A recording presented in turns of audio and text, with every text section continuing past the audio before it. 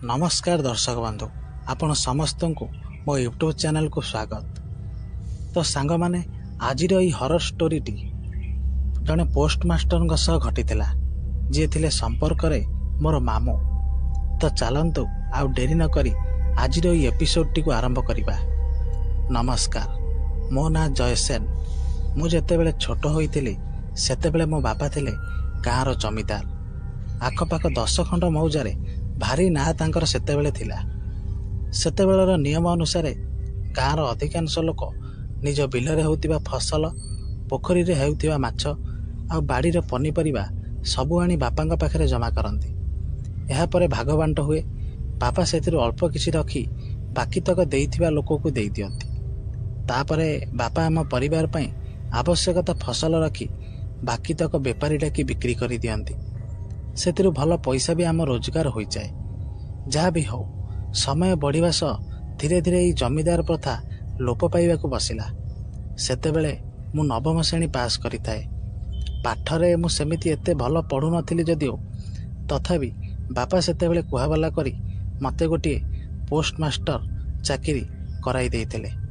क्षमा करिवे, आपण माने जदि मो समय को आजिर समय सहित केबे तुलना करिवे तेबे बहुत बड़ ठकामीर शिकार हेबे। आम गाँ ठारू अनति दूर सूर्यपुर गाँव रे मोर चाकरीर जीवन आरंभ होइतिला। हेले सेठी मो सह एमिति किछि घटितिला जेउटा कि मो सारा जीवन भी भूली पारिबेनी। एबे चलंतु सुनिबा सेई भौतिक कहानीटी को। चाकरीर अल्प कई दिन बेस भलरे कटिथिला मोर। पोस्ट ऑफिस रो सदस्य माने बहुत मेलापी थिले, विशेषकर पोस्टमास्टर जेना सार, जी कि बापांकर जड़े अंतरंग बंधु थिले। प्रथम कई दिन मु तांकरी घरे ही रही जाइतिली, कारण जेना सार थिले अविवाहित। आउ सी गाँ शेषरे थिबा गोटे भंगा ददरा कोठा घरे एकुटिया रहउथिले। आउ एमितिरे एपटे मोर नुआ जॉइनिंग, ता सहित गोटे अचिन्ना जागा हेतु मते रहिबाकु भल घरटीए भी मिली नथिला। सेतिपई मु तांकरी पाखरे ही रही जाउथिली। दिने हठात पोस्ट ऑफिस रे किसी जरूरी काम पाई जेना बाबू को जीवाकू पड़िला। ता पूर्व दिन मु लक्ष्य करिताए जेना बाबू बहुत चिंतित थिले ऑफिस रे, आउ सब काम रे बहुत चिड़चिड़ी होउतले। मु भाबुतली बोध हुए कामर प्रेशर पाई सेमिति होउतेबे, हेले ना, से चिड़चिड़ केवल मो पाई थिला। मु परे एटा जानिबाकू पाइथिली। से दिन राति रे जेना सार मते गोटे कागज देले। मु जस्ट ताकू खोलिबाकू जाउथिली, हेले जेना सार मो हाथ को धरी कहले, जयसेन, कागजटी पढ़िबा आगुरु मते गोटे कथा दे। एई कागज रे जहाँ भी लेखा होईची तू ताकू सबु मानिबो जे पर्यंत मु न आसची। मु कहली, सार, मु तो आपणक कथा सबु बेले मानि आसुची, पुणी कथा कौन देबी? एकथा शुणी से टिके रागी उठिले आउ कहले, तू मते कथा दबु ना नाही? मु तांका हावभाव देखि कहली, हौ सार, मु कथा देली। एई कागज रे जहाँ भी लेखा होईची मु सबु मानिबी जे पर्यंत आपण आसी नांती। राति भी एमितिरे अधिक होई जाई थाए। दिन जाक काम करी मते बहुत हालिया लागुताए। सेतिपई मु सोई पड़िली। केतेबेले एते बड़ रातिटा कटी सकाळ हेलाणी मु जानेनी। प्रतिदिन सकाळू जेना सार मते डाकी उठाई दियंती, हेले सेदिन जेना सार सकाळू उठी ऑफिस काम रे पळेलेनी, मते डाकी नांती। मु किछि समय खट उपरे बसी भाबुताए। हठात मोर नजर पड़ला टेबुल उपरे थुआ होइतिबा सेई चिठी उपरे, जोटा जेना बाबू मते काली राति रे देइथिले। मु सांगे सांगे चिठीटी आनी पढ़िबाकू लागिली। सेई चिठी रे अजीब कथा सब लेखा होइताए। राति रे सोइला बेले जदि किए कबाट बाड़ाए तेबे कबाट खोलिबुनी। राति हेला मात्रे केबे भी छात उपरकू जीवु नाही। आउ राति रे भोजन बेले गोटिए थाली भोजन कबाट बाहरे थोइदेबु। मते बहुत आश्चर्य लगिला। ये सब की नियम? छाड़, जहाँ भी हेउथाउ, कथा तो देइछि जेतेबेले एसबु तो मते मानिबाकू पड़िबो। यह भाबी मु मोर दिनर कामरे लागि पड़ली। दिन 10 कि 11 हेबो। गाँर किछि टोकालिया पिला माने मते देखा करिबाकू आसीथिले। सत कहिबाकू गले सेई पिला माने मु 2 मास एई घरे रहिबा भितरे केबे भी मते देखा करिबाकू आसी नथिले। बास पोस्ट ऑफिस काम सरिबा परे अपराह्न रे आमे सब बसी ताश खेलु गाँर चौतरा रे बसी। ହେଲେ ସେମାନେ ଏମିତି ଅଚାନକ ମୋ ପାଖକୁ ଆସିବା ମୋତେ ଟିକେ ସନ୍ଦେହ ହେଉଥାଏ।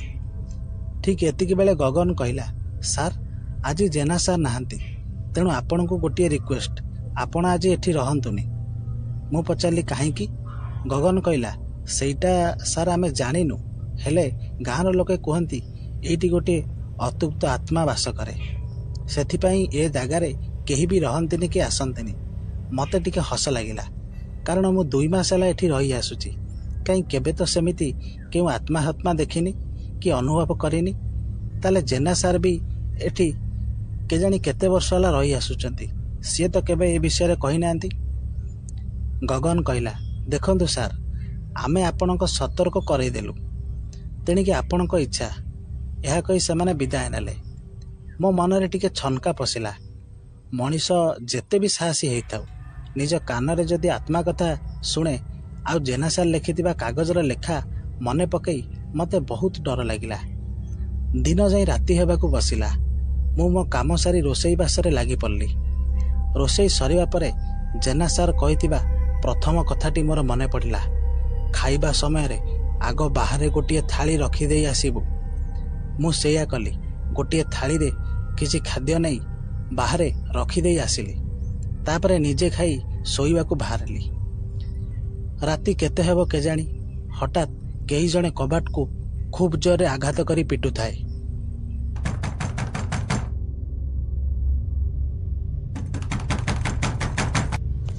ସେଇ ଶବ୍ଦ ଏତେ ଜୋରରେ ଥିଲା, ମୋ ନିଦ ଭାଙ୍ଗିଗଲା। ମୁଁ କବାଟ ପଛରେ ଥାଇ ଆବାଜ ଦେଲି, କିଏ? ବାହାରୁ କିଛି ବି ଆବାଜ ଆସିଲାନି। କିଛି ସମୟ ପରେ ପୁଣି କବାଟ ବାଡ଼େଇବାର ଶବ୍ଦ। ଏଥରକ ମୁଁ ବଡ଼ ପାଟିରେ ପଚାରିଲି, ଆରେ କିଏ ବାହାରେ? ନା, ଏଥରକ ବି କିଛି ବି ଆବାଜ ଆସିଲାନି ବାହାରୁ। ମୁଁ ଟିକେ କବାଟରେ କାନ ଡେରି ଶୁଣିଲି। ଚାକୁ ଚାକୁ ହୋଇ କିଏ ଯେମିତି କ'ଣ ଚାଟି ପକାଉଥାଏ ସେମିତି ଶବ୍ଦ ଶୁଭୁଥାଏ। ମୁଁ ଭାବିଲି ବୋଧହୁଏ କୁକୁର କି ବିଲେଇ ହୋଇଥିବ। ଜେନା ସାର୍ଙ୍କ କଥା ମୁଁ ସେହି ସମୟରେ ପୁରାପୁରି ଭୁଲି ଯାଇଥିଲି। ମୁଁ ଧୀରେ ଧୀରେ କବାଟ ଦର ଆଉଜା କରି କବାଟ ଫାଙ୍କରେ ବାହାରକୁ ଚାହିଁଲି। ନା, ସେଠି କେହି ବି ନଥିଲେ।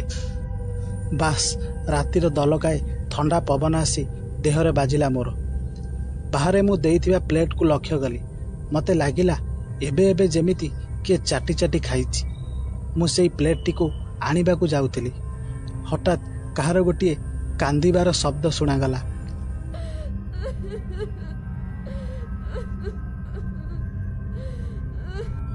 ମୁଁ ଭଲସେ କାନ ଡେରି ଶୁଣିଲି। କାନ୍ଦଟି ଆସୁଥିଲା ସିଢ଼ି ଘର ଉପରକୁ। ତାପରେ ମୁଁ କବାଟ ବନ୍ଦ କରି ପାଦ ଚିପି ଚିପି ସିଢ଼ି ଘର ଉପରକୁ ଚଢ଼ିବାରେ ଲାଗିଲି। ଅନ୍ଧାରରେ କିଛି ବି ଦେଖାଯାଉନଥାଏ। ଘରେ ଜଳୁଥିବା ଦୀପରୁ ତେଲ ସରି ଦୀପଟି କେତେବେଳୁ ଲିଭି ସାରିଥାଏ। ଧୀରେ ଧୀରେ ମୁଁ ସିଢ଼ି ପାର ହୋଇ ପହଞ୍ଚିଲି ଛାତ ଉପରେ। ସବୁକିଛି ଯେମିତି ନୀରବ ହୋଇଯାଇଥିଲା।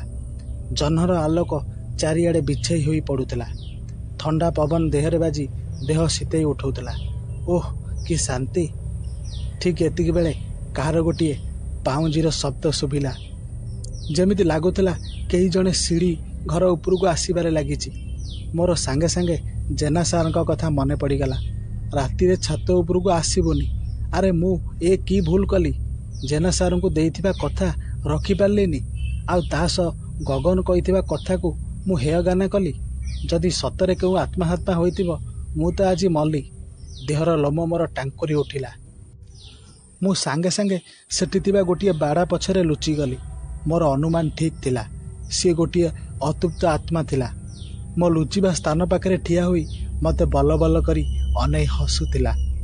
ତା ମୁହଁ ଚେପ୍ଟା ଆଉ ବହୁତ ବିକୃତି ଥିଲା। ଆଖି ଦୁଇଟି କୋରଡ଼ ଭିତରକୁ ପଶି ଯାଇଥିଲା। ଜିଭ ଦେଖେଇ ମୋତେ ଯେମିତି ସିଏ ଖତେଇ ହେଉଥାଏ। ମୋତେ ଲାଗୁଥିଲା ଯେମିତି ମୋର ହୃଦସ୍ପନ୍ଦନ ବନ୍ଦ ହୋଇଯିବ। ଦେହରୁ ମୋର ଗମ ଗମ ଝାଳ ବାହାରୁଥାଏ। ମୋ ପାଖରେ ସେଠୁ ଖସିଯିବାର ଗୋଟିଏ ମାତ୍ର ଉପାୟ ଥିଲା, ସେଇ ଛାତ ଉପରୁ ଡେଇଁବା। ମୁଁ ଆଉ ତା ପ୍ରତି ଦୃଷ୍ଟି ନ ଦେଇ ବାଡ଼ା ଉପରେ ଚଢ଼ି ଡେଇଁବାକୁ ବସିଲି। ଠିକ୍ ଏତିକି ବେଳେ ପଛରୁ ଶୁଭିଲା, ଇଏ କ'ଣ କରୁଛୁ ତୁ? ଡେଇଁଲେ ମରିଯିବୁ ତୁ। ଆ ମୋ ପାଖକୁ ଆ। ମୁଁ ଆଉ କିଛି ନ ଶୁଣି ଡେଇଁ ପଡ଼ିଲି ତଳକୁ। ଛାତ ଉପରେ ସିଏ ମୋତେ ଅନେଇ ହସୁଥାଏ।